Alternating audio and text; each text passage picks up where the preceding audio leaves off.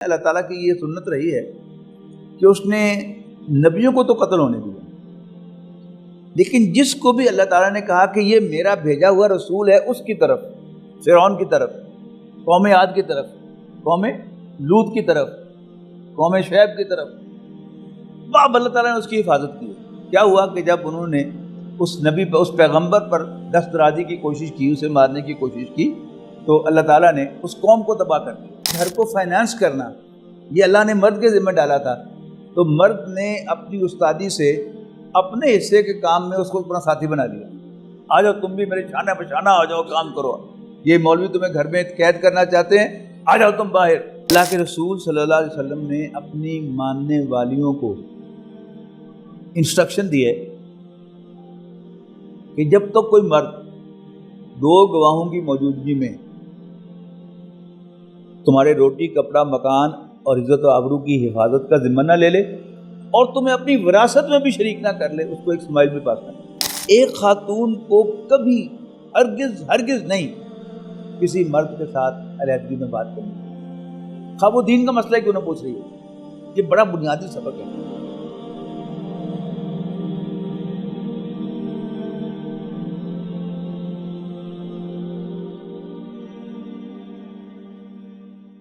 الحمدللہ نحمدہ ونستعینہ ونستغفرہ ونؤمن بہ ونتوکل علیہ ونعوذ باللہ من شرور انفسنا ومن سیئات اعمالنا من یہدہ اللہ فلا مضل لہ ومن یضللہ فلا ہادی لہ ونشہد ان لا الہ الا اللہ وحدہ لا شریک لہ ونشہد ان سیدنا محمدا عبدہ ورسولہ ارسلہ بالہدی ودین الحق لیظہرہ علی الدین کلہ وکفیٰ باللہ شہیدا صلی اللہ علیہ وسلم تسلیما کثیرا کثیرا اما بعد فاعوذ باللہ من الشیطان الرجیم بسم اللہ الرحمن الرحیم یا ایھا الناس اتقوا ربکم الذی خلقکم من نفس واحدۃ وخلق منها زوجها وبث منہما رجالا کثیرا ونساء واتقوا اللہ الذی تساءلون بہ والارحام ان اللہ کان علیکم رقیبا۔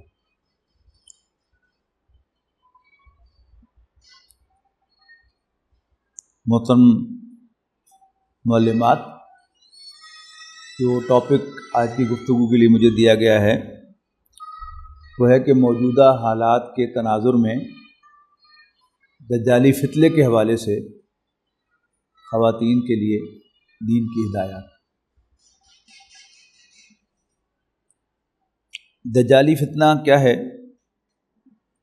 نبی اکرم صلی اللہ علیہ وسلم نے فرمایا کہ ہر پیغمبر نے دجال سے پناہ مانگی، اور خود نبی اکرم صلی اللہ علیہ وسلم کی دعاؤں میں سے ہے اللہم انی اعوذ بک من فتنۃ الدجال و فتنۃ المسیح الدجال، کہ اللہ میں دجال اور فتنہ دجال سے تیری پناہ میں آتا ہوں، او کما قال۔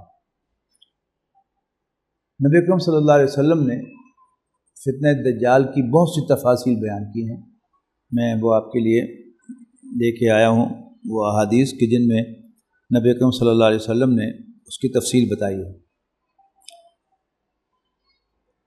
پہلا فرمایا کہ استدبدت الریح،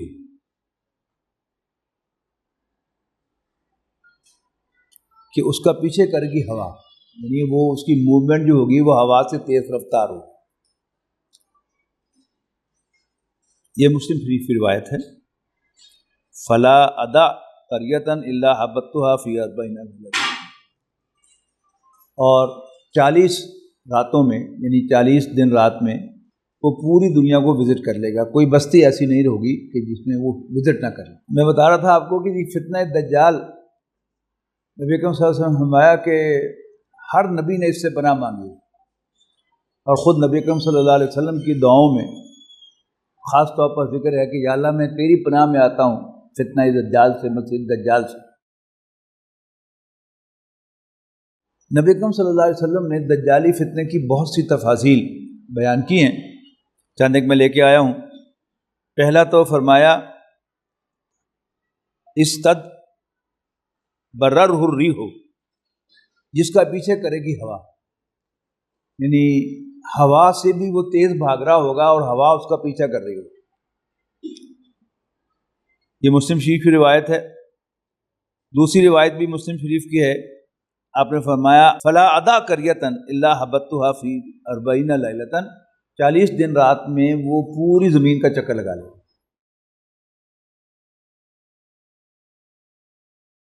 یسمع به ما بین الخافقین، دونوں پولز کے درمیان جتنے بھی لوگ رہتے ہیں وہ سب اس کی آواز سنیں گے جب وہ بولے گا۔ مسلم احمد کی روایت ہے یبری الاکمہ والابرص ویحیی الموتیٰ، حضرت عیسیٰ علیہ السلام کے معجزات آپ نے پڑھے ہیں قرآن مجید میں کہ وہ کوڑی کے مریض کو، لیپروٹک پیشنٹ کو یوں ہاتھ پھیرتے تھے وہ تندرست ہو جاتا تھا، اور اندھے کو وہ نابینا کو بینا کر دیتے تھے اپنے معجزے سے، اور مردہ کو زندہ کر دیتے تھے اپنے معجزے سے۔ یہ تینوں کام جو ہے وہ، کیونکہ اس نے کلیم کرنا ہے کہ میں المسیح ہوں، ہوگا وہ جھوٹا المسیح الدجال، لہذا وہ حضرت مسیح جیسے جو ہے وہ کام کرے گا۔ تو فرمایا یبری الاکمہ والابرص، وہ پیدائشی نابینے اور کوڑی کو تندرست کرے گا، ویحیی الموتیٰ، اور مردوں کو زندہ کر کے دکھائے گا۔ پھر نبی کریم صلی اللہ علیہ وسلم نے بتایا کہ دریا اور نباتات اس کے حکم کی پیروی کریں گے۔ اس کی تفسیر یوں فرمائی کہ یامر السماء فتمطر، وہ آسمان کو حکم دے گا تو وہ بارش برسائے گا،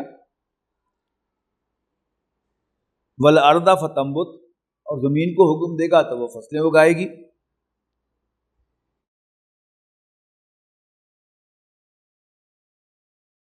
وَيَمُرُّ بِالْخِرْبَةِ، اور ایک ویران جگہ کے پاس سے گزرے گا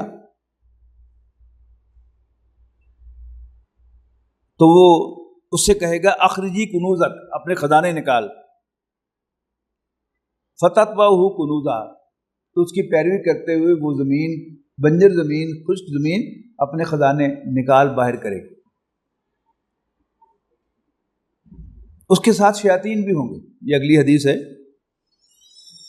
علی صورت من قد مات، یعنی ہمارے فوت شدہ لوگوں کی شکلوں اور آوازوں کے ساتھ، کہ کسی کے فوت شدہ والدین جو ہیں ان جیسی شکل بنائے گا، ان جیسی آواز نکالے گا، اور آ کے آپ سے گفتگو کرے گا، تو آپ کو بالکل ایسا ہی محسوس ہوگا کہ جیسے آپ نے اپنی امی سے، اپنے ابا سے، اپنے دادا سے، اپنے نانا سے جو اس دنیا سے جا چکے ہیں گفتگو کی ہے۔ کوئی شخص اس کے ساتھ ملے گا جا کر، مسلمان، اور وہ سمجھتا ہوگا کہ میں مومن ہوں، لیکن جب وہ اس سے ملاقات کرے گا اور واپس آئے گا تو اس کے دل میں شکوک و شبہات جنم لے چکے ہوں گے۔ انہ مکتوم بین عینیہ کاف فا را، دونوں آنکھوں کے درمیان یا اس کی پیشانی پر کفر کا لفظ لکھا ہوا ہوگا، لیکن وہ کیسے لکھا ہوا ہوگا؟ یقرأہ کل مومن او غیر مومن، کہ یقرأہ کل مومن کاتب او غیر کاتب، خواہ وہ پڑھا لکھا ہو یا ان پڑھ ہو، وہ کفر لکھا ہوا وہاں پڑھ لے گا۔ پھر آپ نے فرمایا کہ آخر من یخرج الیہ النساء، سب سے آخر میں اس کے ساتھ نکل بھاگیں گی عورتیں، حتی ان الرجل لیرجع الی امہ وابنتہ واختہ وعمتہ، یہاں تک کہ ایک بندہ مومن گھر لوٹے گا اپنی ماں، اپنی بیٹی، اپنی بہن اور اپنی پھوپھی کی طرف، اور کوشش کرے گا کہ وہ ان کو کسی طرح سے باندھ لے، لیکن پھر بھی وہ رسا توڑا کر نکل جائے۔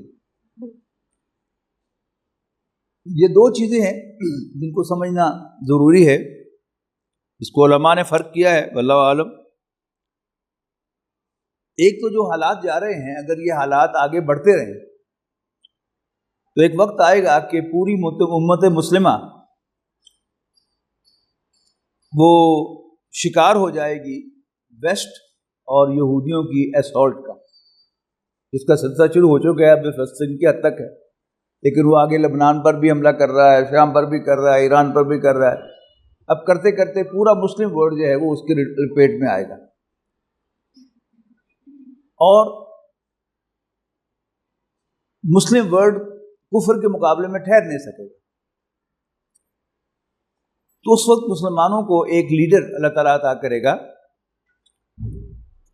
وہ لیڈر جن کا نام محمد ہوگا، ان کی والدہ کا نام آمنہ ہوگا، وہ حضرت حسن رضی اللہ تعالیٰ عنہ کی اولاد میں سے ہوں گے، اور حتیم میں بیٹھے ہوئے ہوں گے. حتیم سمجھتے ہیں نا، خانہ کعبہ کے ساتھ جو حصہ ہے. تو لوگ انہیں پہچانیں گے اور ان سے درخواست کریں گے کہ آپ امت کی قیادت سنبھالیں، لیکن وہ معذرت کریں گے اور وہاں سے نکل جائیں گے. مدینہ منورہ کے اندر جا کر آباد ہو جائیں گے. کچھ سال کے بعد پھر ان کو خیال آئے گا کہ میں عمرہ کر کے آؤں، اللہ کے گھر کی حاضری دے کے آؤں. اس بار جب وہ طواف کر رہے ہوں گے تو پھر وہ پہچان لیے جائیں گے، اور مسلم لیڈرشپ ان سے تقاضا کرے گی کہ آپ امت کی قیادت سنبھالیں. وہ معذرت کریں گے، پھر مسلمان قیادت ان سے کہے گی کہ پھر جو امت کا جو نقصان ہوگا پھر اس کی ذمہ دار آپ ہیں. پھر وہ ہاتھ بڑھائیں گے، ان کے ہاتھ پر بیعت ہوگی. یہ ہوں گی مہدی، جن کا نام ہے، کہ یہ امت مسلمہ کے لیڈر قرار پائیں گے. اچھا، ان کی قیادت میں امت مسلمہ پھر متحد ہو جائے گی.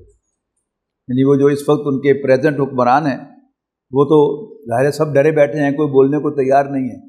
یعنی ویسٹ میں فلسطین کے حق میں ہنگامے ہو رہے ہیں، لیکن کسی مسلم ورلڈ میں نہیں ہو رہے. اور خود ہمارے ملک میں کیا ہو رہا ہے کہ وہ جو کرنا چاہتا ہے اس کے ساتھ کیا کیا جاتا ہے، آپ پڑھ ہی رہے ہیں سوشل میڈیا پر. حضرت مہدی کی قیادت میں پہلے امت بہت سی فتوحات حاصل کرے گی.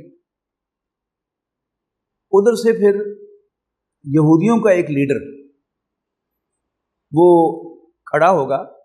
اصفہان سے وہ اپیر ہوگا.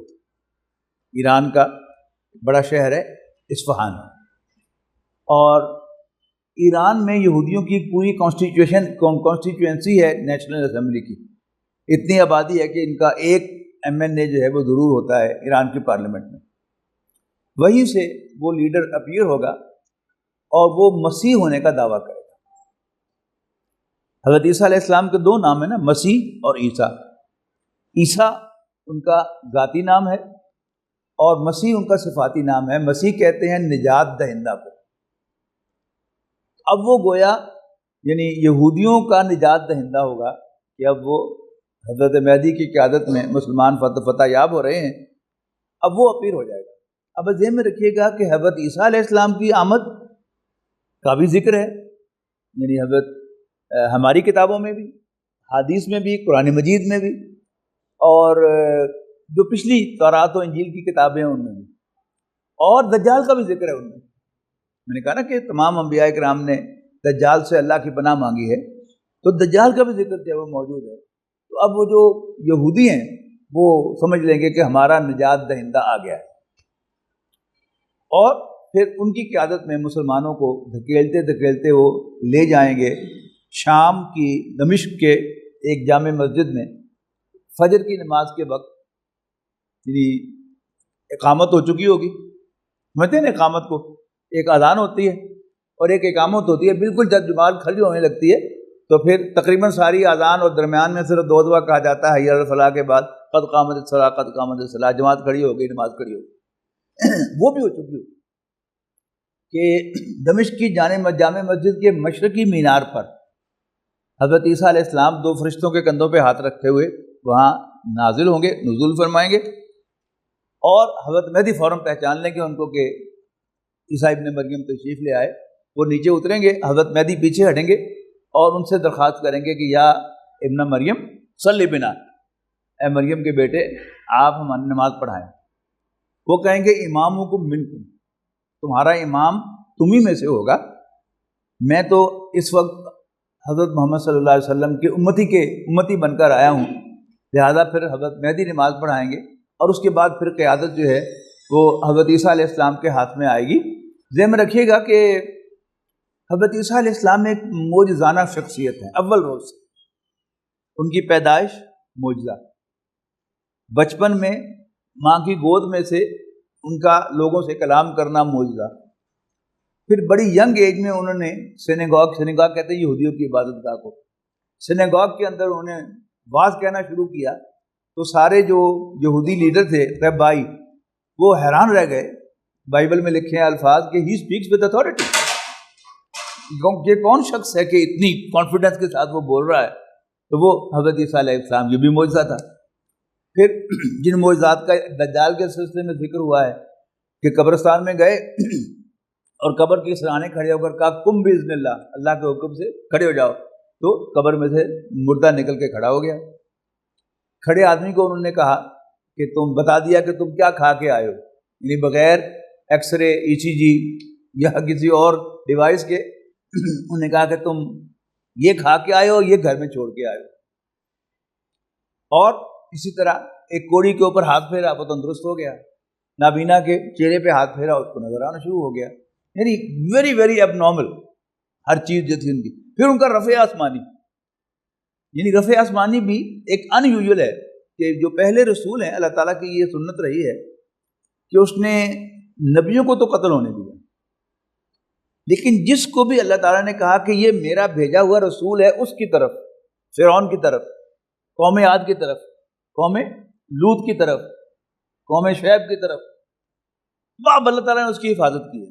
کیا ہوا کہ جب انہوں نے اس نبی پر، اس پیغمبر پر دست درازی کی کوشش کی، اسے مارنے کی کوشش کی، تو اللہ تعالیٰ نے اس قوم کو تباہ کر دیا.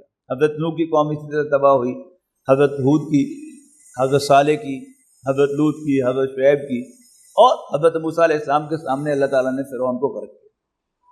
لیکن حضرت عیسیٰ کے معاملے میں کیا ہوا کہ اگر آپ بائبل پڑھیں تو آپ بہت حیران ہوں گی پڑھ کر کہ ان کے مواعظ میں، ان کے بیانات میں یہودی علماء پر بڑی سخت تنقید، ان کی فتویٰ فروشی، ان کی دنیا پرستی، جس میں وہ عام لوگوں سے بھی آگے نکلے ہوئے تھے، اس کی نشاندہی کی حضرت عیسیٰ علیہ السلام نے اپنے مواعظ کے اندر. اب ظاہر ہے کہ تنقید تو کوئی بھی برداشت نہیں کرتا ہے نا. یعنی کہنا بڑا آسان ہوتا ہے کہ جی بے شک آپ مجھ پر تنقید کریں، لیکن اب تنقید کی جاتی ہے تو بڑے بڑے لوگ جو ہیں وہ پھر ٹیمپر لوز کرتے ہیں اور مائنڈ کرتے ہیں کہ تنقید کیوں کی ہے. تو حضرت عیسیٰ علیہ السلام نے یہودی علماء پر تنقید کی بڑی کھلی کھلی، اور یہاں تک کہا کہ یہ جو لوگ ہیں ان کے اندر ضمیر بھی مر چکا ہے، روح بھی مر چکی ہے، اور یہ جو ان کے جسم نظر آ رہے ہیں یہ ان کی روحوں کے مدفن ہیں، قبریں جن پر صرف چونا پھیر دیا گیا ہے، جو دکھتی سفید ہیں لیکن اندر سے یہ بہت سیاہ ہے. اب کون پادری یہ برداشت کر سکتا تھا، یہودی لیڈر یہ برداشت کر سکتا تھا؟ پتہ تو وہ جان بوجھ کر کرتے تھے. تو وہاں انہوں نے، یعنی رومن امپائر میں یہ ارینجمنٹ تھی یہودیوں کے اور رومن امپائر کے درمیان کہ دونوں قسم کی عدالتیں چلیں گی. ایک جو عام سول اور پینل کورٹس ہوتے ہیں، اور ساتھ مذہبی عدالتیں. اور رومن امپائر پابند تھی کہ جو مذہبی عدالتیں سزا سنائیں گی کسی بھی شخص کو، اس کو ایگزیکیوٹ کرے گی وہ رومن امپائر. تو یہودی علماء نے اپنی عدالتوں میں سو موٹیو ایکشن لیا حضرت عیسیٰ علیہ السلام کے خلاف. سمجھتے نا سو موٹیو ایکشن جو ہے وہ کیا ہوتا ہے، اور ان کے خلاف سینٹنس پاس کر دی، سزا پاس کر دی کہ اس کو سولی چڑھا دیا جائے. یہ پھانسی نہیں ہے، سولی اس کو سمجھیے گا. آپ دیکھیں نا جو عیسائیوں کا جو کراس ہے وہ کیسے ہے، اس میں ایک لمبی بار ہے اور اس کے اوپر جو ہے ایک کراس بار ہے. یہ نہیں عیسائیوں کو کراس، یہ اصل میں کیا ہے کہ اس کے اوپر ایک آدمی کو آ کر لٹایا جاتا تھا باندھ کر، یہاں سے بھی باندھ دیا اور اوپر بھی ہاتھ جو ہے وہ باندھ دیے. آدمی کو، زندہ آدمی کو اس کے اوپر یوں لٹایا جاتا تھا کہ یہاں اس کا سر ہو، یہ اس کے بازو ہوں اور نیچے اس کی ٹانگیں ہوں، اور پھر یہاں بھی ایک ٹانگ میں بھی کیل، دوسری میں بھی کیل، اور یہاں بازوؤں کے اندر جو ہے وہ کیل گاڑ دیتے تھے. اور پھر اس جو لمبی پار ہے اس کو زمین میں گاڑ دیتے تھے، اور وہاں پر چونکہ بدا ہوا ہے، کیل گڑے ہوئے ہیں اس میں، اندر گاڑے ہوئے ہیں کیلوں نے، تو خون رس رس کر اس شخص کی جان نکلتی تھی اور وہ باقی لوگوں کے لیے عبرت بنایا جاتا تھا. اس کو کہتے ہیں کروسیفائی کرنا یا سولی چڑھانا. تو یہودیوں کے کورٹ نے سینٹنس پاس کر دی، سزا سنا دی حضرت عیسیٰ علیہ السلام کو کہ ان کو سولی چڑھا دیا جائے۔ ان دا مین ٹائم حضرت عیسیٰ علیہ السلام کو بھی اس کی خبر ہو گئی تھی، ویسے بھی وہ گھومتے رہتے تھے اپنے حواریوں کے ساتھ، کبھی ادھر گئے کبھی ادھر گئے، وہاں جا کے دعوت دی وہاں جا کے دعوت دی، یعنی کوئی بندہ نہیں چھوڑا۔ بڑا مشہور ہے ان کا کہ وہ ایک جگہ سے گزرے تو مچھیرے مچھلیاں پکڑ رہے تھے، تو حضرت عیسیٰ علیہ السلام وہاں تشریف لے گئے اور مچھروں سے کہا کہ تم مچھلیوں کا شکار کر رہے ہو، آؤ میرے ساتھ، میں تمہیں انسانوں کا شکار کرنا سکھاؤں۔ یہ تھے حضرت عیسیٰ علیہ السلام۔ اسی وہ سفروں کے دوران ان کو اطلاع مل گئی کہ ان کے خلاف یہ سولی کی سینٹنس پاس ہو گئی ہے، لہذا انہوں نے ایک باغ میں پناہ لے لی۔ اب ظاہر ہے کھانے کا جب وقت ہوا تو اپنے ایک حواری کو، حواری ان کے ساتھیوں کو کہتے ہیں، انہیں بھیجا کہ تم بازار سے کھانا لے کے جاؤ، لیکن خبر نہ ہونے دینا کسی کو، تو چپکے سے لے آؤ کھانا۔ جب وہ گیا باہر تو اس وقت رومی سپاہی جو تھے وہ روبکار لے کر عدالت کی کہ عیسیٰ ابن مریم کو سولی چڑھا دو۔ ہاں، انہوں نے جو کیس بنایا یہودیت علماء نے، وہ کیا تھا؟ پہلی بات تو یہ کہ حالانکہ بچپن میں سخت دیکھ چکے تھے کہ انہوں نے اب ماں کی گود میں سے بتایا تھا کہ میں اللہ کا بندہ ہوں اور میری ماں جو ہے وہ بالکل پاک ہے، اور میں اللہ کی طرف سے موجزانہ طور پر پیدا ہوا ہوں بغیر باپ کے۔ دوبارہ وہ کیس اوپن کر لیا اور معاذ اللہ حضرت عیسیٰ علیہ السلام کو ایک، ہمارا لفظ بھی زبان بھی اجازت نہیں دیتی کہ ان کے کہیں، لیکن بہرحال کیونکہ بہرحال قرآن مجید نے اس کو کوٹ کیا ہے کہ کہا دیا کہ یہ شادی کے نتیجے میں بغیر شادی کے پیدا ہوئے اور حرامی ہے، اور دوسرا جو معجزات انہوں نے دکھائے اس کو جادو قرار دیا، اور شریعت موسوی کے اندر بھی جادو کفر تھا۔ ٹھیک ہے جی، اب کیس بن گیا نا ان کا جادوگر ہونا، یہ اس کے بعد بھی سینٹنس کی سزا، پھر ان کا بن باپ کے پیدا ہونا، یعنی کسی اور مرد کے کانٹیکٹ کی وجہ سے، یہ بھی کیا تھا، ایک بہت بڑی ناپاک چیز تھی، تو انہوں نے سینٹنس جاری کر دی۔ اب وہ رومی سپاہی جو تھے وہ لے کر جو سینٹنس کا آرڈر تھا وہ ڈھونڈ رہے تھے بستی کے اندر کہ اس نام کا کوئی بندہ ہے، سب کہہ رہے تھے ہاں جی ہے تو صحیح لیکن پتہ نہیں کہاں ہے، اس وقت یہاں نہیں ہے۔ اتنے میں وہ کھانا لینے کے لیے جو گیا ہوا تھا ان کا حواری، انہوں نے کہا کہ یہ بڑا قریبی ساتھی ہے اس کا، اس سے پوچھ لو۔ لہذا رومی سپاہیوں نے اسی کو پکڑ لیا اور اسے کہا بتاؤ کہاں ہے، مجھے نہیں پتا۔ انہوں نے کہا بتاؤ، تھریٹ بھی کیا اور ساتھ ساتھ لالچ بھی دینا شروع کیا۔ یہ انگریزی کا محاورہ اسٹک اینڈ کیرٹ، کہ ایک ہاتھ میں چھڑی مارنا اور دوسرا گاجر کھلانا، اس کو رشوت بھی دینا۔ تو اسٹک اینڈ کیرٹ کا اصول استعمال کیا، تو اس نے کہا کہ اچھا چھوڑو میں بتاتا ہوں، اور اس نے کہا کہ وہ فلانے باغ میں چھپے ہوئے۔ سپاہیوں نے کہا کہ فلانا چلانا نہیں، تم جا کر ہمیں وہ بندہ پکڑاؤ گے۔ اچھا یہ بھی سمجھ لیں کہ یہ ایک بڑا نیچرل سا فینومینن ہے کہ حضرت عیسیٰ کے حواری حضرت عیسیٰ علیہ السلام کو اللہ کا رسول سمجھتے، اور یہ سمجھتے تھے کہ حضرت عیسیٰ علیہ السلام اللہ تعالیٰ کی طرف سے پروٹیکٹڈ ہے۔ اچھا یہی اصل میں شیطان جو ہے وہ انسان کو چکر دیتا ہے کہ عیسیٰ علیہ السلام تو اللہ کے رسول ہیں، انہیں تو بچ ہی جانا ہے، اب میں تو پیسے کھڑے کر لوں نا۔ یعنی 30 کوائنس، یہ عیسائیوں کی ورژن ہے کہ 30 کوائنس پر راضی ہو گیا، کہیں کہتے ہیں وہ سلور کوائن، کہیں کہتے ہیں گولڈ کوائن۔ اب اگر 30 گولڈ کوائنز ہوں، سکے ہوں، تو پھر بہت بڑی اماؤنٹ ہے۔ اس کی منہ میں پانی آ گیا تو اس نے کہا کہ میں بتاتا ہوں۔ میں نے کہا ایسے نہیں، اب جا کر اس نے کہا یہی میں کر سکتا ہوں۔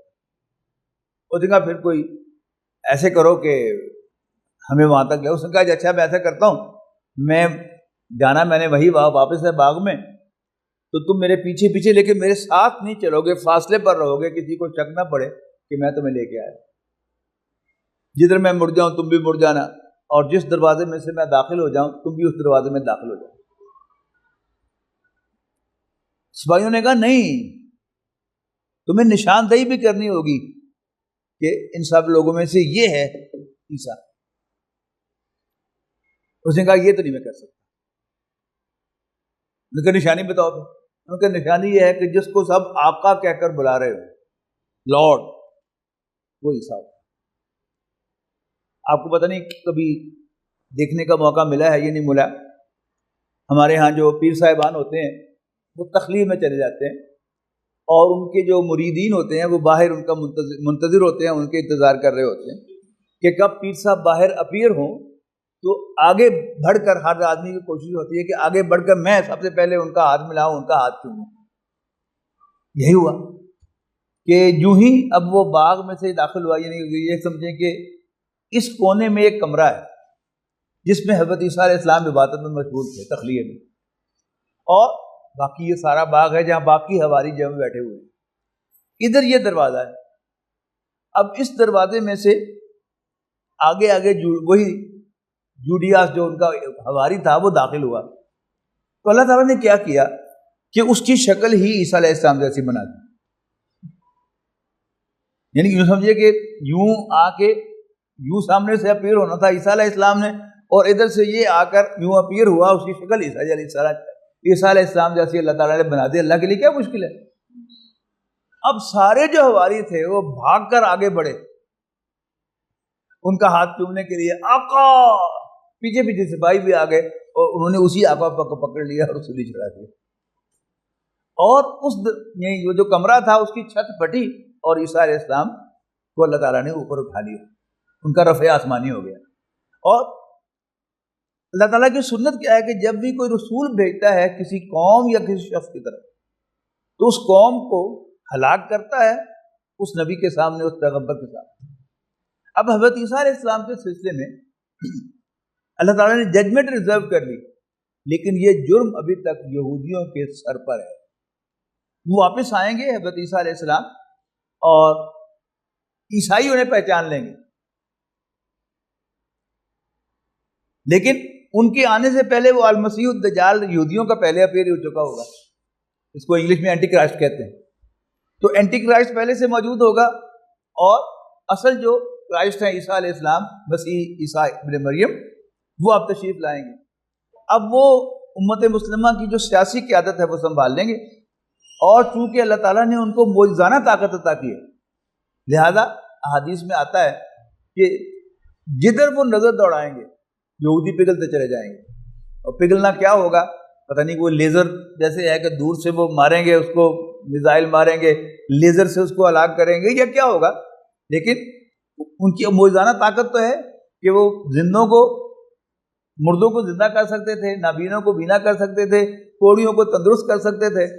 اسی طرح کا کوئی ہوگا کہ یہاں تک کہ اگر کوئی یہودی کسی پتھر کے پیچھے چھپا ہوا ہوگا تو وہ پتھر بھی بولے گا، ابن مریم تمہارا ایک دشمن میرے پیچھے ہے، اس کی خبر لو آ کر۔ اب ان سے پہلے المسیح الدجال اپیئر ہوگا کہ یہ وہ ساری، اچھا یہ جو ساری احادیث میں نے آپ کو سنائی ہیں، ان کی ایک انٹرپریٹیشن ہے، یعنی ایک تو یہ ہے کہ وہ جو شخص ہوگا جو مسیح ہونے کا دعویٰ کرے گا، المسیح الدجال، وہ بائی پرسن یہ سب کچھ کرے گا، لیکن بعض علماء کی رائے یہ ہے کہ یہ ساری جو سائنٹیفک ڈیولپمنٹ ہوئی ہے دنیا میں، یہ سارا اس کا بیان ہے۔ اب دیکھیے گا، ایک چیز میں کیا تھی کہ ہوا سے تیز رفتار جہاز ہم نے بانی کہ نہیں، دوسری کیا تھی کہ وہ 40 دن راتوں میں کوئی بستی ایسی نہیں ہوگی جس کو نہ چھوڑے۔ اب ہوائی جہاز جو ہے سپر سونک پر سفر کرتے ہوئے کہ کوئی بڑا لیڈر جو ہے وہ 40 دنوں میں پوری دنیا کے تمام ممالک 154 ممالک کو وزٹ کر لے تو ہے مشکل کی۔ پھر اس کے بعد وہ دریا کو کہے گا کہ وہ چل پڑے اور پھل لائیں، فصلیں اگائیں، زمین سے کہے گا، اور آسمان سے کہے گا تو وہ بارش برسائے گا۔ اب آرٹیفیشل رینز بھی ہو رہی ہیں، اور کھیت میں کھادوں کا استعمال، اور یہ جو کہلاتے ہیں کیا نام اس کا، خاص قسم کی سیڈ، یہ نیوکلیئر بایولوجی کے اندر، یعنی پہلے جو اب ہم سیڈ استعمال کرتے تھے نارمل، اس سے اگر ایک کھیت میں سے 2 من گندم نکلتی تھی، اب وہ اسپیشل سیڈ جو ہیں ان میں آپ 60 من گندم ایک ایکڑ سے لے سکتے۔ یہ کیا ہے، وہ زمین کو حکم دے گا تو زمین اپنے خزانے اگلے گی، آسمان کو حکم دے گا تو وہ بارش برسائے گا۔ ٹھیک ہے. اسی طرح آخری جو بات میں نے بتائی ہے کہ وہ سب سے آخر میں جو نکلیں گی اس کے ساتھ وہ عورتیں ہوں. اچھا، اب اس نئی تہذیب نے کیا کیا کہ عورت کو اللہ تعالیٰ نے اور ذمہ داریاں دی تھی، مرد کو اور ذمہ داریاں دی. تو مرد نے کیا شرارت کی کہ عورت کے حصے کا کوئی کام نہیں کیا. مثلا پریگننٹ ہونا آسان کام تو نہیں ہے، کتنا پینفل کام ہے، وہ عورت اکیلے کرتی ہے. اس کے مقابلے میں گھر کو فائنانس کرنا یہ اللہ نے مرد کے ذمہ ڈالا تھا. تو مرد نے اپنی استادی سے اپنے حصے کے کام میں اس کو اپنا ساتھی بنا لیا. آ جاؤ تم بھی میرے شانہ بشانہ آ جاؤ، کام کرو. یہ مولوی تمہیں گھر میں قید کرنا چاہتے ہیں، آ جاؤ تم باہر میرے شانہ بشانہ. خود تو اس کی شانہ بشانہ گیا نہیں، نہ وہ جا سکتا ہے. یعنی وہ شیئر تو نہیں کر سکتا کہ یہ جو تم ایک بچہ جو ہے وہ پروڈیوس کرتی ہو 9 ماہ میں، تو 4.5 ماہ میں بیئر کر لوں گا، 4.5 ماہ تم بیئر کر لو. مرد کر نہیں سکتا. لیکن اس نے وہ عورت کی ذمہ داریاں بھی اس پہ اوپر رکھی، جو کہ وہ تو کر نہیں سکتا چینج، لیکن اپنے حصے کے کام میں عورت کو شریک کر اور پھر اس کو یعنی آزادی کے جھانسے دے کر اور فائنینشیل انڈیپینڈنس کے جھانسے دے کر. یہ کیا ہے؟ یہ سب عورت کو دھوکہ دیا گیا ہے. باٹم لائن کیا ہے؟ اس کو نکال دیا. اور ان دا ریسنٹ پاس ایک عجیب بات یہ ہے کہ ان دا ریسنٹ پاس دین کے نام پر بھی نکال دیا. یعنی ابھی حال ہی میں ڈاکٹر ذاکر نائک تشریف لائے ہوئے تھے اور قرآن آڈیٹوریم لاہور میں عورتوں سے ان کا خطاب تھا. مجھے خبر ملی ہے کہ وہاں صرف 650 سیٹیں، لیکن 2500 عورتیں آگے سنی. تو پھر سارے ارد گرد کے جتنے کمرے تھے، نیچے کلاس روم سے، وہ سب میں ان کو اکوموڈیٹ کیا. اور پھر بھی بہت سی عورتیں جو ہیں ایون دیواریں پھلانگی عورتوں نے، بند کر دیے جب دروازے کہ بس رش ہو گیا بہت زیادہ اور جگہ نہیں ہے. تو یعنی کسی بھی طرح سے نکلنا، یعنی اگر وہ خواتین کے جو اس سیکولر جو تہذیب تھی اس کے تحت نہیں نکلی تو شیطان نے بہرحال ان کو بھی کسی نہ کسی طریقے سے نکال دیا. یعنی عورت خواہ کسی بھی کام سے نکلے، خواہ وہ قرآن مجید پڑھنے کے لیے نکلے، خواہ وہ دین کی دعوت کے لیے نکلے، بہرحال اللہ تعالیٰ نے اس کے ذمہ گھر لگایا تھا، اس کا گھر سفر کرے. اور اس گھر میں ایک خاص بات یہ ہے کہ قرآن مجید میں سورۃ آل عمران کی آیت نمبر 14 وہاں یہ بیان کیا گیا ہے کہ مرد کی انٹرسٹ کی چیزیں اللہ نے کیا بنائی. ان میں سر فہرست عورت. زُيِّنَ لِلنَّاسِ حُبُّ الشَّهَوَاتِ مِنَ النِّسَاءِ، اس کے بعد بیٹے وَالْبَنِينَ، اور بیٹے. یعنی پرکشش بنائی گئی لوگوں کے لیے. یہاں مرد مراد ہیں، اس لیے کے مقابلے میں عورتیں آ رہی ہیں. مردوں کے لیے ان کی خواہشات کی محبت ہے جو انہیں لاحق ہیں کس سے؟ من النساء، عورتوں سے. والبنین، اور بیٹوں سے. والقناطر المقنطرہ، اور سونے چاندی کے ڈھیر، مراد ہے آج بینک بیلنس. والخیل المسومہ، عمدہ نسل کے گھوڑے. گھوڑا کس کام آتا ہے؟ سواری کے. اب یہ چار جو ہیں آپ اپنے امیجن کر کے دیکھیں اپنے ارد گرد. آپ اپنے شوہروں کو دیکھیں، اپنے والدین کو دیکھیں، اپنے بھائیوں کو دیکھیں، آپ یا باقی پبلک کو دیکھیں. ایگزیکٹلی یہی جو ہے وہ وہ ڈپکٹ ہوگا ان کے کیریکٹر میں کہ عورت مرد کا ویک پوائنٹ، بیوی ویک پوائنٹ نہیں ہے. نوٹ کریں اس بات کو کہ عورت کوئی بھی ہو، موٹی ہو، پتلی ہو، گوری ہو، کالی ہو، خوبصورت ہو یا معاذ اللہ بدصورت ہو، مرد کی نظر اس پہ اٹھے گی اور مرد اس کے ساتھ گپ شپ لگانی بھی پسند کرے گا اور اس سے انجوائے کرنا بھی پسند کرے گا. جبکہ عورت کا معاملہ یہ نہیں ہے. یعنی مرد نے اگر 4 شادیاں کیا، 10 شادیاں بھی کی ہوئی ہوں، پھر بھی وہ ہر عورت اس کی دلچسپی کا باعث ہے. جبکہ ایک عورت شادی شدہ ہو، بال بچے دار ہو اور اپنے گھر میں خوش ہو. میں نے کبھی عورت بن کے تو نہیں دیکھا، لیکن مجھے یقین ہے کہ عورت لک اراؤنڈ نہیں کرتی. ایک نیک عورت، اور یہ صرف مسلمان عورت ہی نہیں ہے، یعنی ایون غیر مسلم خواتین جو ہیں وہ بھی جو معقول خواتین ہیں، شادی شدہ ہیں، بال بچے ہیں، گھر میں خوش ہیں، تو وہ عورت جو ہے شی ڈزنٹ لک اراؤنڈ. مرد جو ہے یہ اس کی نیچر کا حصہ ہے کہ ہی لک اراؤنڈ. اچھا، اب مرد کی 99% موومنٹ جو ہے وہ وومن اورینٹڈ ہوتی ہے. انوالنٹری موومنٹ کی بات کر رہا ہوں. اور 95% والنٹری موومنٹ سن اورینٹڈ ہوتی ہے. یعنی اس کے ساتھ اس کی سیکرٹری خاتون ہو، اس کا بھی مزہ آتا ہے. کوئی اور کولیگز ہوں دفتر کی، کالج کی دوسری لیکچراریں ہوں، یونیورسٹی کی دوسری اسٹاف ممبرز ہوں، وہ سب کے ساتھ انجوائے کرتا ہے. لیکن جو اس کی کانشیس موومنٹ ہے وہ سن اورینٹڈ ہوتی ہے. اپنے بیٹے کے مستقبل کے لیے وہ سوچتا ہے کانشیسلی. اسی کے لیے پیسہ کماتا ہے، اسی کے لیے گھر بناتا ہے، اسی کی اعلیٰ تعلیم کے لیے وہ لاکھوں روپے خرچ کرنے کو تیار ہے. یہ کیا ہے؟ یہ اس کی کانشیس موومنٹ ہے. لیکن انکانشیس انوالنٹری موومنٹ وہ وومن اورینٹڈ ہے.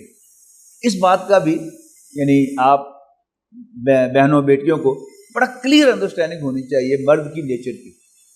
اچھا، اب جب مرد گھر سے عورت نکلے گی، کسی بھی کام کے لیے نکلے گی، اور اب گھر کس کے حوالے کر کے آئے گی؟ نوکرانی کے حوالے کر کے آئے گی. نوکرانی پھر عورت ہے.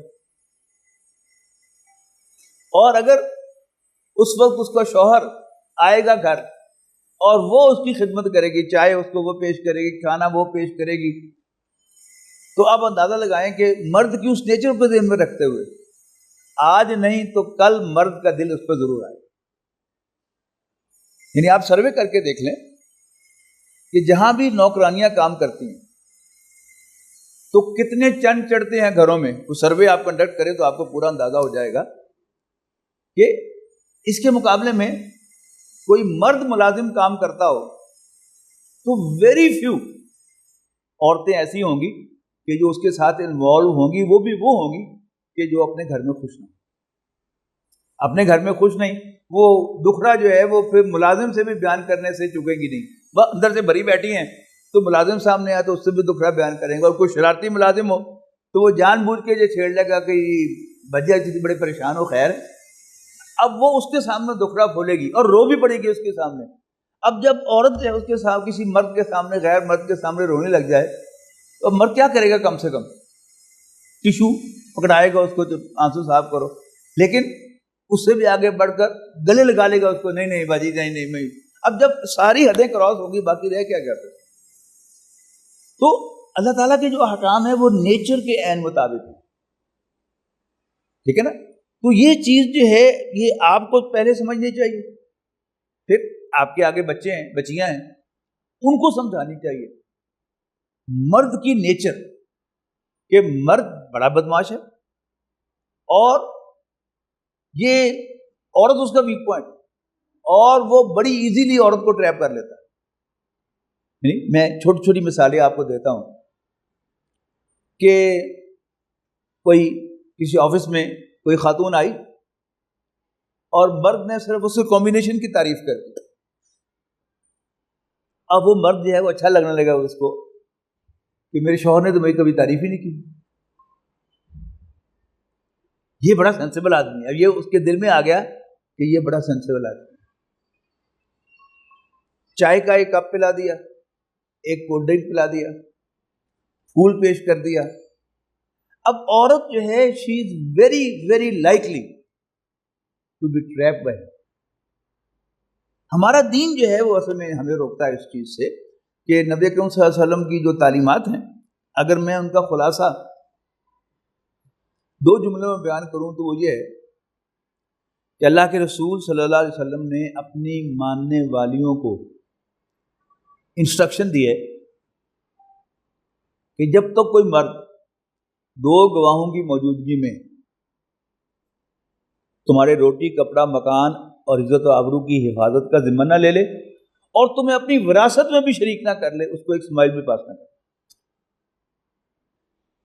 اس کے مقابلے میں مرد کی خواہش کیا ہے کہ میں بڑی تھوڑی قیمت پے کر کے اس کی اسمائل بھی انجوائے کر لوں اور پھر اس کو چھیڑ کر اس کو رلاؤں بھی، اس کا رونا بھی انجوائے کر لوں.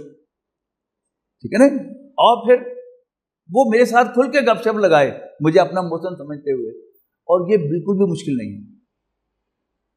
یہاں تک کہ قرآن مجید کیا بات ہے، اللہ کا کلام ہے، اس کو کوئی میچ نہیں ہو سکتا کہ میاں بیوی کے درمیان ناچاکی ہو. تو وہاں کیا کہا ہے کہ آربیٹریٹر مقرر کرو، one from his family and one from her family. دو کی موجودگی میں وہ مسئلہ ڈسکس ہو. یعنی ایون فیملی میں جو محرم ہے وہ بھی اکیلا جو ہے وہ بات نہ کر پہ وہی بات ہوگی کہ وہ روئے گی. ادھر وہ کیا کرے، ماموں ہے، چچا ہے، کیا کرے وہ؟ اگر ویسے اس کو روتے چھوڑ کے چلا جائے، ویسے اس کا ضمیر اس کو ملامت کرے گا کہ میں اس کو چھوڑ کے جا رہا ہوں دلاسا دیے بغیر. اگر دیتا ہے تو پھر کوئی اگلی بات آگے بڑھ جاتی ہے. تو دو گواہوں کی موجودگی میں، یعنی ایک خامن کے فیملی میں سے، ایک عورت کی فیملی میں سے، وہ بیٹھ کر اس کو ایشو کو ریزالو کرنے کی کوشش. ورنہ اگر کوئی عورت، یعنی عام طور پر ایک بے وقوفی ہوتی ہے جو ہو جاتی ہے، اس لیے کہ عورت بیچاری ڈیسپریٹ ہوتی ہے، وہ اپنے شوہر کے دوست سے رابطہ کرتی ہے، ایزیومنگ کہ میرا شوہر جو ہے وہ اپنے فلاں دوست کی بڑی بات مانتا ہے، تو اس سے رابطہ کرتی ہے اور اس کے سامنے جا کے رونا شروع کر دیتے ہیں، پھر وہی چکر چل جائے گا. یعنی دین کا کام میں کر رہا ہوں تو میرے سامنے ایسے کیسز آتے ہیں کہ جن کو ریزالو کرنا پڑتا ہے. یعنی ہمارے کلاس فیلو تھے تو انہوں نے شادی کر لی تھی، اس وقت شریف آدمی تھے، دوستوں کے ساتھ بازار حسن میں گئے تو وہاں جو گانے والی لڑکیاں تھیں ان کی ایک چھوٹی بہن بھی تھی، جوان تھی، وہ بھی نرسنگ کر رہی تھی. تو اس نے اس کو پوچھا کہ ہمارے دوست نے کہ تمہارا کیا ارادہ ہے؟ انہوں نے کہا میرا ارادہ کیا پوچھنا ہے آپ نے، میں اس خاندان میں ہوں، یہی کچھ کروں گی، آپ میرے ساتھ شادی کریں گے؟ یعنی ایک ڈائریکٹ کوشچن اس نے کر لیا کہ میں اس گند میں سے نکل جاؤں. تو شریف آدمی تھا تو فوراً مان گیا، شادی کر لی، شادی ہو گئی. تو سن 1981 میں اللہ تعالیٰ نے مجھے حج کی توفیق دی، تو اس وقت ان کی پوسٹنگ چنوٹ میں تھی. تو شام کو ان سے بات میں نے کی، یا تم چنوٹ ہوتے ہو، شام کو فیصل آباد آ کے میرا کلینک دیکھ لیا کرو. اس نے کہا ٹھیک ہے. پھر میں لاہور گیا ہوا تھا ایک دوست کے ساتھ، ہم ان کے گھر گئے کہ فائنل باتیں میں طے کر لوں. تو وہ گھر پر نہیں تھے، میں نے ناک کیا، ان کی اہلیہ نے پوچھا، میں کہ میں سمیوں آئے تو ذرا ان سے کہنا مجھ سے بات کر. انہوں نے کہا بھجن میں بھی تڑنا لے گل کر. خیر ہم دونوں کو بیٹھک میں بٹھا لیا. اندر سے انہوں نے کہا کہ جی مجھ تنگ بہت کرتے ہیں اور یہ کرتے ہیں وہ کرتے ہیں. میں نے کہا جی ابھی تو میں ان سے بات کروں گا. اور میں نے جاتے ہوئے اس کے دوست سے کہا کہ ابھی تو میں جا رہا ہوں حج پر، حج سے واپس آ کر پھر تمہارے دونوں کی موجودگی میں پوائنٹ آف ویو سنوں گا دونوں کا. تو بہرحال اس کے پیچھے سے ان کے والدین کا اور لڑکے کے والدین کا انتقال ہو گیا. وہ لڑکی بڑی اچھی تھی اور اس ہمارے دوست کا کہنا ہے کہ میرے والدین کہتے تھے کہ تم اگر اس کو چھوڑ دو گے ہم اس کو نہیں چھوڑیں گے، یہ ہماری بہو ہے. بہرحال ان کی خدمت کرتی تھی، خوش کرتی تھی ان کو. ان دونوں کا انتقال ہو گیا تو ہمارے دوست نے کہا کہ یہ والدین کی خواہش اس کو رکھنے کی تھی، اب میں ان کی خواہش کے احترام میں اب اس کو طلاق دینے والا نہیں ہوں، میں اس کو رکھوں گا. اللہ نے ریزالو کر دیا مسئلہ. تو یہ غلطی ہوتی ہے کہ اب مرد اگر خدا خوفی ہوگی تو وہ کبھی اکیلے میں بیٹھ کے عورت سے بات نہیں کرے گا. وہ کہے گا کہ یا اپنے ساتھ کسی اور کو بلاؤ یا اپنا کسی آدمی کو ساتھ بٹھا لے گا. اس میں عافیت ہے. ایک خاتون کو کبھی ہرگز نہیں کسی مرد کے ساتھ علیحدگی میں بات کرنی چاہیے، خواہ وہ دین کا مسئلہ کیوں نہ پوچھ رہی ہو. یہ بڑا بنیادی سبق ہے اور یہ آپ اپنی بچیوں کو ضرور کوٹ کر ان کے دل میں ڈالیں یہ بات کہ مرد پر ٹرسٹ نہیں کرنا ہے نا. تو خاص طور پر وہ عورت کے جو مرد کے کلوز کانٹیکٹ میں رہے گی طویل عرصے تک، نوکرانی وہ ایک طویل عرصے تک اس کے کانٹیکٹ میں آتی ہے. اسی طرح یعنی میٹرنٹی کے اندر سالی جو ہے وہ آ جاتی ہے گھر میں، کوئی اور آپ کی کزن، بیوی کی کزن وہ آ جاتی ہے گھر میں اور وہ گھر کے فرد کی حیثیت سے وہ آ جا رہی ہے ہر کچھ دیر، اور بہنوئی کو چائے بھی پیش کر رہی ہے، کھانا بھی پیش کر رہی ہے. اس کی اس بہن جو ہے وہ بیمار پڑی ہوتی ہے، اس کے لیے ممکن نہیں ہوتا کہ ڈلیوری کے فوراً بعد جو ہے وہ سارے کام خود کر سکے. تو اس میں بھی کیا ہوتا ہے، انوالومنٹ جو ہے وہ ہو جاتی ہے. ایک تو اس میں یاد رکھیے گا کہ بچیوں کو بتائیے گا کہ احناف کے نزدیک مسلک حنفی میں اگر کوئی شخص اپنی سالی یا بیوی کی پھوپھی، خالہ، بھانجی، بھتیجی، ان کو اس نیت کے ساتھ، شہوت کی نیت کے ساتھ ہاتھ لگائے گا تو اس کا اپنی بیوی سے نکاح ٹوٹ جائے گا. اگرچہ یہ ہوگا ریووکیبل، دوبارہ نکاح ہو سکے گا، کوئی حلالے وغیرہ کی ضرورت نہیں ہوگی، لیکن پھر بتانا تو پڑے گا نا سب کو کہ دوبارہ نکاح کیوں کر رہا ہوں میں. اور جب یہ بات ذہن میں ہوگی تو پھر انشاءاللہ مرد جو ہے نارملی، چونکہ وہ چاہتا ہے کہ میری بیوی تو میری بیوی رہے، لیکن میں ذرا ونڈو شاپنگ کر لوں ذرا ادھر ادھر سے، وہ ونڈو شاپنگ ختم ہو جائے گی. ٹھیک ہے نا؟ تو یعنی عورتوں کی حیثیت سے پہلے آپ خود پہچانیں مرد کو، اور دینی احکام کو، اللہ اور اس کے رسول کے احکام کو دل میں تسلیم کر لیں کہ اللہ میرا خالق ہے، وہ میری تمام کمزوریوں سے واقف ہے، مرد کی بھی نیچر سے واقف ہے، اس نے جو احکام دیے ہیں اس میں مرد کے لیے بھی عافیت ہے اور ہمارے لیے بھی عافیت ہے. تو اگر ہم سیگریگیشن کے اصولوں کو فالو کریں گے اور جو اللہ اور اس کے رسول نے جو احکام دیے ہیں، محرم غیر محرم کے اندر ڈفرینس ہے، فرق ہے، کس لیے یہ فرق؟ اس کو اپلائی کرنے کے لیے، اس کو عمل میں لانے کے لیے ہے. یہ محرم ہے، یہ گھر میں اندر نہیں آ سکتا، نامحرم ہے، یہ اندر نہیں آ سکتا، یہ محرم ہے، اندر آ سکتا ہے اس حد تک، اس سے آگے اس پر بھی پابندی ہے. یہ دین میں ساری پابندیاں کیوں لگائی گئی ہیں؟ وہ ہمارے فائدے کے لیے ہیں، ہمارے نقصان کے لیے نہیں ہیں. ٹھیک ہے نا؟ جب ہم یہ پابندیاں توڑتے ہیں تو پھر پرابلم کریٹ ہوتی ہے. میرے پاس ایک کیس تھا، یعنی دوست تھے ہمارے، تو ان کا ایک آگے دوست تھا، یعنی فریلی آنا جانا تھا، تو اس دوست کی بیوی کو انہوں نے پھنسا لیا اور پھر طلاق لے کر شادی بھی کر لی.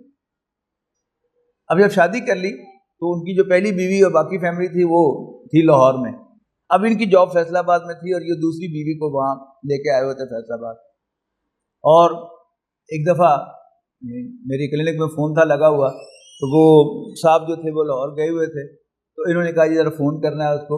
اتنی گندی زبان استعمال کی کہ میں آپ کے سامنے بول نہیں سکتا وہ. اور اس کے بعد جو ہے وہ انہوں نے اس کو طلاق دے دی اور کہا کہ وہ پہلے شوہر کے پاس چلی جائے. پہلے شوہر میں کیا کرنے آئی ہو میرے پاس؟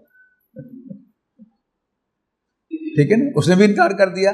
تو پہلے جب وہ ایک مرد گھر میں آ رہا تھا تو اس کو ایٹ ڈسٹینس رکھنا چاہیے تھا نا. اصل غلطی تو وہ ہے، جب وہ قریب آئے گا اور کھلی یعنی باتیں ہوں گی اور اس میں خود بخود چیزیں آگے بڑھتی رہیں گی. اس کی اور میں ایک مثال دیتا ہوں کہ یونیورسٹی میں داخل ہوا ایک نوجوان، وہ ایک کنزرویٹو ماحول سے نکل کر آیا تھا، اور پہلے دن تو یونیورسٹی میں کسی لڑکی نے راستہ پوچھ لیا تو اس کے پسینے چھوڑ کے بات نہیں کر سکے. ایک ہفتے کے بعد وہ جو بزنس ٹاک ہے اس کے لیے کمفرٹیبل ہو جائے گا، ایک دوسرے سے نوٹ پوچھنے یا کوئی بات پوچھنی وہ پوچھ سکے گا. یہاں تک بھی خیر ہے، بزنس ٹاک ہے نا. لیکن جب گپ شپ شروع ہو جائے گی، گپ شپ میں کیا ہوگا؟ ایک دوسرے کا تعارف ہو جائے گا. اب اس میں ایک لڑکی جو ہے وہ اس سے کہے گی کہ ہمارے باپ نے دوسری شادی کر لی تھی اور ہماری ماں نے بڑی محنت کر کے ہمیں پڑھایا ہے. اب یہ لڑکا دیکھ لے گا کہ اس کا یہ ویک پوائنٹ. اب کسی اور دن جب وہ اکیلی ہوگی تو باتوں باتوں میں کہے گا کہ بڑا ظلم کرتے ہیں وہ لوگ جو دوسری شادی کر لیتے ہیں. اب یہ زاروں قطار ہونے لگی اس کے باپ پہ وہی کیفیت. کیا وہ کیا کرے گا؟ اس کو ساری پلاننگ سے وہ کر رہا ہے. اچھا، یہ بات بڑھتی آگے کیسے؟ یعنی پہلے تو یہ کہ گپ شپ شروع ہو گئی، پھر دوستی شروع ہو گئی. اب دوستی میں کیا ہوتا ہے؟ ہاتھ پہ ہاتھ بھی مارا جاتا ہے، کونی بھی ماری جاتی ہے، اور دوستی میں پھر چھینا جھپٹی بھی ہوتی ہے. یعنی ایک کوئی پوسٹ ہے میں دیکھ رہا ہوں اور سامنے بیٹھی ہوئی لڑکی سے میں کہوں گا کہ یہ ایسے ہے، وہ کہ مجھے بھی دکھاؤ. نہیں، اب وہ کیا کرے گی؟ غیر ارادی طور پر جھپٹے گی اس کے اوپر موبائل لینے کے لیے. اب جھپٹے گی تو کیا ہے؟ ساری حدود تو پار ہو گئی. تو یہ چیزیں جو ہیں یہ بڑی سخت ٹریننگ دینے کی ضرورت ہے بچیوں کو. اللہ کرے گا آپ کو اس میں کامیابی ملے، آپ کی سمجھ میں یہ باتیں آئیں. ٹھیک ہے نا؟ یہ بھی نئی سی باتیں میں نے کی ہیں، شاید آپ کے ذہن میں پہلے وہ نہیں ہوں گی. پہلے تو اپنے ذہن میں اس کو چو کریں، اور اگر دل مانے کہ ہاں بات ایسے ہی ہے پھر اپنی بچیوں کو، اپنی اسٹوڈنٹس کو بڑے کھلے الفاظ میں ٹرین کریں. یعنی یہ ایک کنٹروورسی چلی آ رہی ہے کہ جی جو ممبر و محراب سے ایسی باتیں نہیں ہونی چاہیے. میں اس سے اگری نہیں کرتا. میں ان لوگوں کے ساتھ ہوں جو سمجھتے ہیں کہ جب برائی جو ہے وہ سرے عام ہو رہی ہے، کھلم کھلا ہو رہی ہے، تو پھر ان کے لیے تبلیغ، ان کی ٹریننگ، تربیت جو ہے وہ بھی کھلے الفاظ میں ہونی چاہیے تاکہ بات ان کو سمجھ میں آئے اور دل میں اترے. اگر آپ صرف احکام سنائیں گی تو بچیاں محسوس کریں گی، وہ جو سوشل میڈیا سے ان کو آ رہی ہے کہ مذہبی لوگوں نے عورتوں کو غلام بنا لیا. اپنا غلام نہیں بنا لیا، یہ دین تو محسن ہے. وہ جو میں نے آپ کو بتایا کہ نبی اکرم صلی اللہ علیہ وسلم کی انسٹرکشن کیا ہے کہ جب تک کوئی شخص نکاح نہ کرے تمہارے ساتھ، وہ 3-4 باتیں جو میں نے کہی تھی وہ نکاح کی ہیں نا، کہ 2 گواہوں کی موجودگی میں آپ کے روٹی، کپڑا، مکان، عزت و آبرو کی حفاظت کا ذمہ نہ لے اور اپنی وراثت میں شریک نہ کرے، اس کو اسماعیل بھی پاس نہیں کرے. اور قرآن مجید میں سورہ احزاب میں ازواج مطہرات جو ہماری مائیں ہیں ان کو حکم دیا گیا ہے وَلَا تَخْضَعْنَ بِالْقَوْلِ، کہ تم اپنی بات میں نرمی اختیار نہ کیا کرو. جس کی میں مثال دیا کرتا ہوں کہ کسی نے فون کیا کسی شخص نے اور آگے سے کوئی خاتون بولی ہیلو، وہ پوچھے گا جی فلاں ہے، آپ کہیں گے کہ نہیں. کہاں گیا ہے؟ بتا کے نہیں گیا. کب آئے گا؟ اچھا جب کہہ دیا کہ پتہ نہیں کہاں گیا ہے تو یہ کیسے پتا ہوگا کہ کتنی دیر میں آئے گا؟ اچھا بتا کر نہیں گیا، پھر دوبارہ گھما کے سوال وہ کب آئے گا، یعنی 1-2 منٹ بات لمبی کرے گا وہ. پھر کبھی فون آئے آپ کھڑکا کے کہ ہیلو، وہ کہے فلاں ہے، آپ کہیں گے نہیں. اچھا بچے، تو قرآن مجید نے اتنی بڑی انسٹرکشن ماؤں کو دی ہے جو امت کی مائیں ہیں کہ تم مردوں کے ساتھ گفتگو کرتے ہوئے اپنے لہجے میں نرمی اختیار نہ کیا کرو تاکہ کوئی ایسا شخص جس کے دل میں کوئی بیماری ہے وہ کوئی غلط مطلب نہ نکالے کہ یو آر آلسو رسپونڈنگ ہم. یہ تو ہمارے دین میں ساری انسٹرکشن موجود ہیں. اور پھر یہ فتنہ دجال، پھر اسی کا وہ اثر ہے یہ سوشل میڈیا اور یہ موبائل فون. اس کی ہلاکت کا آپ اندازہ لگائیں کہ کتنی جلدی سے بدلا ہے. آپ میں سے بہت سی بہنوں بیٹیوں کی شادی ہوئی ہوگی تو آپ کے والد صاحب نے شادی کارڈ پر آپ کا نام نہیں لکھا ہوگا میری دختر نیک اختر کی شادی. ٹھیک ہے جی، یہ کیا تھا؟ یہ ہمارا کلچر تھا. اب کیا ہے، پنجاب کالج کے وہ 15-20 فٹ کے بل بورڈ کے اوپر ہماری بچی کا نام بھی لکھا ہوتا ہے، تصویر بھی ہوتی ہے، ہم دیکھ کے خوش ہو رہے ہوتے ہیں. تو ہمارے بڑے پاگل تھے کیا؟ بڑے سیانے لوگ تھے وہ. ٹھیک ہے نا؟ تو یہ احساس دلانا کہ اس پہ تمہارے لیے کوئی فخر نہیں ہے اور رزسٹ کرنا کہ ہم نے بچی کی تصویر نہیں بورڈ پہ لگانے دینی، مجالے کو اس پہ لگائے پھر تصویر. تو یہ ساری چیزیں جو ہیں وہ بڑے حساب کتاب سے، یعنی وہ دجالی فتنے نے آ کر ہمیں جو ہے وہ قائل کر لیا ہے کہ یہ مذہبی پابندیاں جو تھی، یہ خام خواہ کی پابندیاں تھیں، اس میں ہمارے ساتھ زیادتی ہو رہی ہے. تو اللہ تعالیٰ نے جو کام آپ کے ذمے لگائے آپ کو وہ کام خوش دلی سے کرنی چاہیے. گھر سنبھالنا، بچے پروڈیوس کرنا، ان کی تربیت کرنا، نرشمنٹ کرنا، یہ آپ کی ذمہ داری ہے. آپ یہ کریں گی تو آپ کے پاس اتنی طاقت کہاں رہے گی کہ آپ جب دن میں جاب بھی کریں. باقی رہ گیا کمائی کا مسئلہ تو وہ شوہر سے کہیں کہ بھئی یہ تمہاری ذمہ داری، ہم اپنا کام کریں گے تم اپنا کام کرو. تو انشاءاللہ ایک تو ڈویژن آف ورک ہو جائے گی، آپ پر اوور لوڈ نہیں ہوگا. اور پھر جب اوور لوڈ ہوتا ہے پھر ٹینشن ہوتی ہے، پھر ٹینشن ہے تو پھر ٹرینکولائزر کھانے پڑیں گے آپ کو، اور پھر اس سے آپ کے جو بچے ہیں وہ بھی متاثر ہوں گے. تو پتہ ہی نا آپ کو کہ دوائیں جو ہیں وہ جو پیٹ میں بچہ ہوتا ہے اس پر اثر انداز ہوتی ہیں. اور جو ہماری اب تھوک کے حساب سے یہ بچے ہینڈی کیپ پیدا ہو رہے ہیں، نابینا، ریٹارڈڈ، بہرے، گونگے، یہ سارا کیا ہے کہ ہم نے انڈیو برڈن اپنے اوپر لے لیا آپ لوگوں نے، اور نتیجہ کیا ہے کہ جو اصل کام تھا اس میں خرابیاں پیدا ہونے کی. تو یہ بات بھی بچیوں کو آپ خاص طور پر سمجھائیں اچھے طریقے سے، یعنی حکم دے کر نہیں یعنی انہیں آپ اخبارات میں سوشل میڈیا میں پرابلم پڑھیں تو سالک ہو گیا، وہ جو دعا زارہ تھی کراچی کی لڑکی، اب دیکھیں نا اس کو ٹریپ کیا، یعنی اسی پر سوشل میڈیا یا اس کے انٹرنیٹ کے ذریعے سے وہ لاہور کے لڑکوں نے، اور وہ بیچاری 14-15 سال کی لڑکی وہ بڑی خوشی کو ان کے ساتھ چلی گئی. پھر ہوا کیا؟ وہ تو پروفیشنل تھے ہے نا. تو بچیوں کو یہ بات آج بہت زیادہ سمجھانے کی ضرورت ہے کہ کسی ان نون بندے کے ساتھ بات نہیں کرنی. فون بھی اٹھانا ہے، کوئی آواز آئے تھے کھڑک کے بولنا ہے وہاں سے ہیلو، انشاءاللہ وہیں پر وہ جو ہے چپ کر جائے گا اور بھاگ جائے گا. آپ اس کو اچھے لہجے میں بلائیں گی، فرینڈلی اس کو لہجہ دیں گی تو ہی would also like to be friendly to you. اور مرد فرینڈلی نہیں ہو سکتا، یاد رکھیے. مرد بدماش ہے، اس کا اس کی نیچر عورتوں کو ٹریپ کرنا، یعنی یہ سمجھنا کہ وہ شادی شدہ آدمی ہے تو اس کے کوئی خطرہ نہیں ہے. نہیں، میں نے عرض کیا نا کہ 10 شادیاں بھی کی ہوئی ہوں اس نے، پھر بھی وہ عورت کو ٹریپ کرنے سے نہیں چکے گا، سوائے اس کے کہ اس کے دل میں اللہ کا خوف. اور دل میں کس کے اللہ کا خوف ہے؟ چہرے پہ داڑھی ہے، وہ قرآن مجید پڑھا رہا ہے، دل میں اس کے اللہ کا خوف ہے کہ نہیں؟ آپ نے اس پر ٹرسٹ نہیں کرنا. جو پابندیاں ہیں ان کو آپ رکھیں کہ یہ پابندیاں ہیں. ایک امریکہ میں سن 84-85 کی بات ہے، میں وہاں پر تھا تو جو مسلم کمیونٹی سینٹر کے ڈائریکٹر تھے انہوں نے مجھے کہا کہ جی بھاگے ہوا ہے کمرے میں، اندر ہی رہائش تھی میری، کہتے ہیں یہ خون کی فنڈی گھنٹی بجے ابھی نہ اٹھائیں، پہلے میری بات سن لیں. تو نے کہا کہ ایک لڑکی کا فون ہوگا، آپ سے اپوائنٹمنٹ مانگے گی تو آپ اپوائنٹمنٹ دے دیں. تو میں نے اس سے کہا کہ ٹھیک ہے آ جاؤ.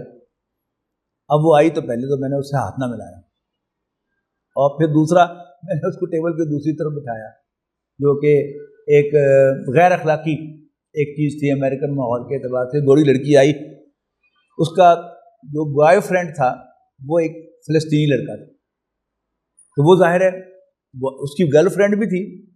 گرل فرینڈ کا مطلب آپ سمجھتے ہیں نا، صرف فرینڈ نہیں، گرل فرینڈ جس سے سیکس بھی کیا جاتا.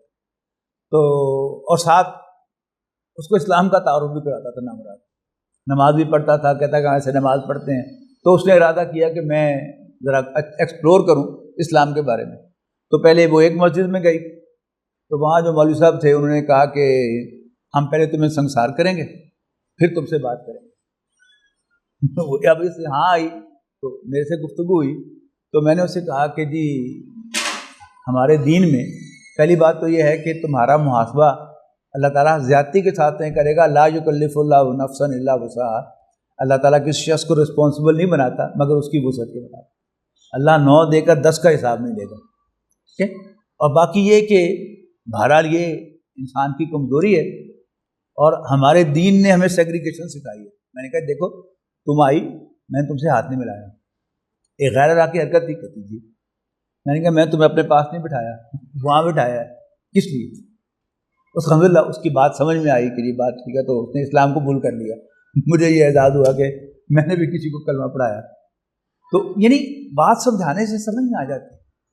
تو آپ اللہ کا نام لے کر پہلے اس کو خود اچھی طرح ذہن میں بٹھائیں، جمائیں، بات دل کو لگے تو پھر بڑے مناسب انداز میں بچیوں کو کنوے کریں. یعنی یہ کہہ کر نہیں کہ اسلام کی یہ بات ہے، بات شروع کریں جو تازہ خبر ہو، سب بچیوں نے بھی پڑھی ہو، ان کے علم میں بھی آئی ہو، اور پھر اس کے مطابق جو ہم سے کہیں کہ یہاں پر خرابی کہاں سے ہوئی. وہ خرابی اگر جو ہے آپ اس کو پوائنٹ آؤٹ کرنے میں کامیاب ہو جائیں گے تو انشاءاللہ it will be good service to your students جو آپ دے رہے ہوں گے. بس اتنا ہی، 1 بج گیا ہے تو اسی پر گفتگو ختم کرتا ہوں. آخر دعوانا الحمدللہ رب العالمین. بہت شکریہ.